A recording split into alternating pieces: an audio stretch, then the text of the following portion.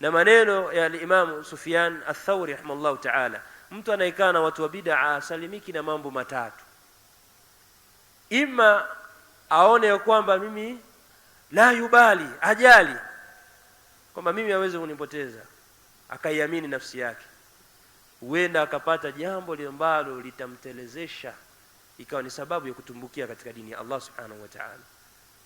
Kwa sababu ukiendelea kukaa nao watu wa bid'a hausalimiki kuwa ni mfano wao. Watakupa maneno ambayo wewe unaona mbona hakuna ubaya, lakini nani alikuwa anajua shari ya Kishki? Nani alikuwa anajua shari ya Kishki? Watu walikuwa wanampenda wengi kwa sababu alikuwa ni muhadhiri, mpaka baadhi yao walikuwa wanajua hakuna maulama isipokuwa yeye. Lakini alipokuwa na kujichanganya na maibadhi, hata maansari wakampiga chini maibadhi. Juzi hapa kati amejichanganya, anawasifia watu wa bid'a, watu wa maulidi kwamba hakuna watu kama nyinyi. Kamsifia tena Kishki, kamsifia mufti, akisifia zile juhudi zake za bid'a.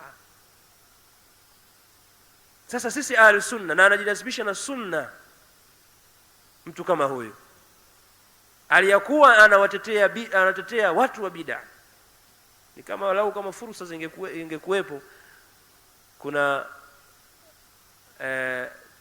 asnaf za watu, sampuli za watu ambao wanafanyiwa muamala watu wa bid'a. Ni watu wa sunna lakini wanafanyiwa muamala watu wa bid'a, wakifanya baadhi ya mambo. Katika miongoni mwa mambo hayo ni kuwatetea na kuwakingia kifua na kuwasifia watu wa bid'a.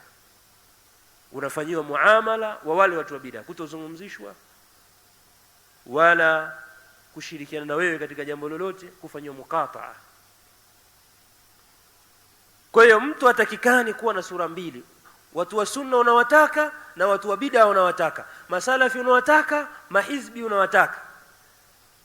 Salafi shanuhu athabati ala sunna, athabati ala din. Jambo la salafi ni kuthibiti, jambo la mtu wa sunna ni kuthibiti katika sunna yake. Hii ndio inatakana. Kwa hiyo ni wajib, yajibu ala aljami' athabatu ala alhaq. Ni wajibu kwa watu wote ni kuthibiti katika haki. Fala yahidu anhu bi ayi wajhin min alwujuh, mtu asipinde kuiacha haki kwa sura yoyote. Athabatu ala alhaqi fi kulli zamanin wa makan, muislamu anatakana athibiti katika haki katika kila zama na sehemu. La tatruki alhaqa li ajli an-nas, usiache haki kwa ajili ya watu. Usiache haki kwa ajili ya watu. Watu wanaoacha haki kwa ajili ya watu ni watu wa bid'a. Yani kama walivyosifia maulama, watu wa bid'a yatrukuna alhaqa li ajli an-nas, wanaiacha haki kwa